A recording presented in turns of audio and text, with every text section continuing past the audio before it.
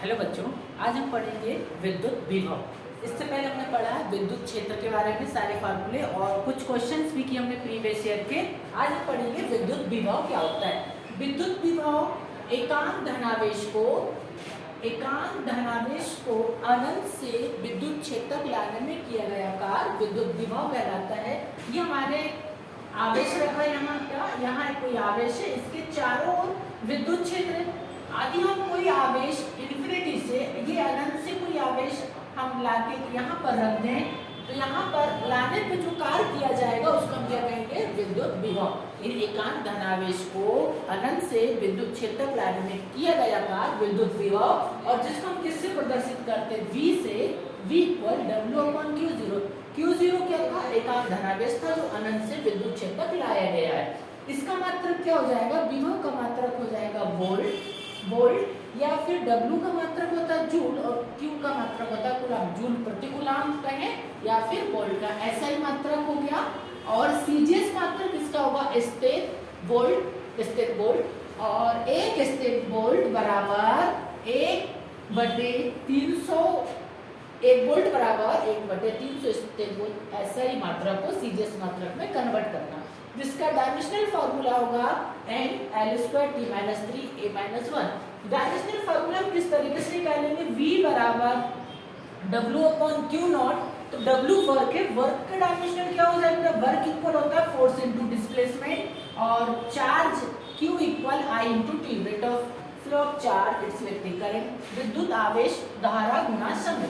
तो इसका विमी सूत्र हो जाएगा N(L²T-2), और A यहाँ हो जाएगा T, तो यहाँ M(L²T1) और A-1, T-2 और ये -1 हो जाएगा -3। तो डायमेंशनल फार्मूला वर्क का होगा N(L²T-2), Q का हो जाएगा T ऊपर जाएगा -1 और -1 -2 ऐड होके -3। तो ये था डायमेंशनल फार्मूला और विभव। नेक्स्ट हम देखें विद्युत विभव कितने प्रकार का होगा। इससे पहले हमने पढ़ा है कि जब हम विद्युत इलेक्ट्रिक फील्ड निकालते हैं 1/4πε0 Q/R, और जब हम बल निकालते हैं तब फॉर्मूला हमारा क्या था, 1/4π Q2/R²। ठीक है, तो हम इन दोनों फार्मूले में देखा कि जो आवेश है Q1 व Q2 या फिर Q, ये ऋणात्मक भी दिए हो तो हम इन्हें क्या लिखेंगे, धनात्मक लिखा जाएगा। यानी विद्युत क्षेत्र और बल में जो आवेश दिया उसको ऋणात्मक नहीं लिखेंगे। पर जो विभव है, विभव दो प्रकार के होते हैं, धनात्मक विभव और ऋणात्मक विभव। धन आवेश के कारण जो विभव होगा धनात्मक विभव, ऋण आवेश के कारण जो विभव होगा ऋणात्मक विभव होगा। अगला जो क्वेश्चन हमारा, बिंदु आवेश के कारण विद्युत विभव। एक हमारे पास एक बिंदु आवेश है, इसके चारों विद्युत क्षेत्र है, अनंत से कोई आवेश यहाँ पर आया, ठीक है, कोई आवेश हमने यहाँ पर लेके आया Q आवेश, तो यहाँ पर हमें कितना कार्य करना पड़ेगा, इसको सॉल्व किया हमने, इसका पूरा डेरिवेशन करने पर हमें विभव निकला 1/4πε0 Q/R, जहाँ 1/4πε0 का जो वैल्यू होगा 9 × 10⁹ एंड ε0 क्या होगा, माध्यम की विद्युतशीलता, जिसका मान होगा 8.854 × 10⁻12। इसको हम दशमलव के 2 अंक तक लिखेंगे, 8.85 × 10⁻12। ठीक है, अगला स्लाइड पे हम देखते हैं क्या यहाँ लिखा है, कुचालक गोला, एक आवेशित कुचालक गोला है। ठीक है, आवेशित गोला है जिस पर आवेश है।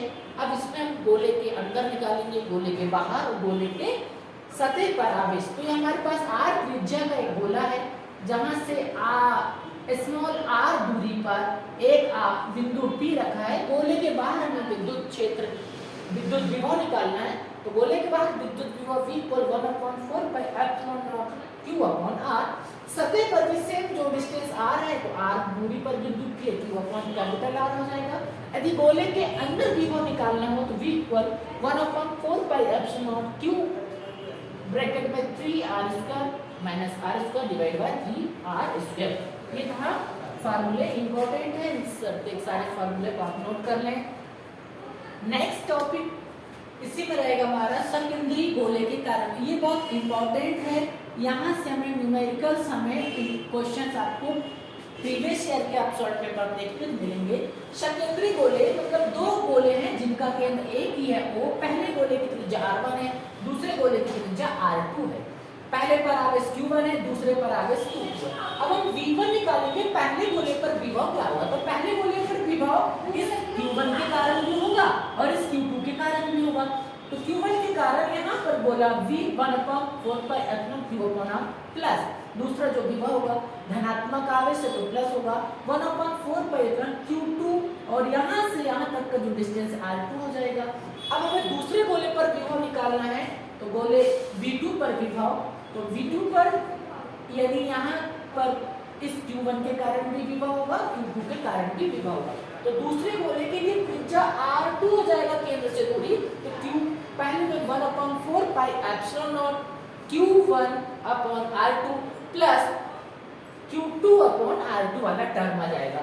इस प्रकार से हमारा विभव वाला टॉपिक कंप्लीट होता है। सारे फॉर्मूले हमें लिख चुके हैं। अगला लास्ट हमारा अगला नेक्स्ट टॉपिक पढ़ेंगे इसके बाद विद्युत क्षेत्र व विभव में क्या संबंध होता है। विद्युत क्षेत्र और विभव में क्या संबंध होगा, E = -dV/dr।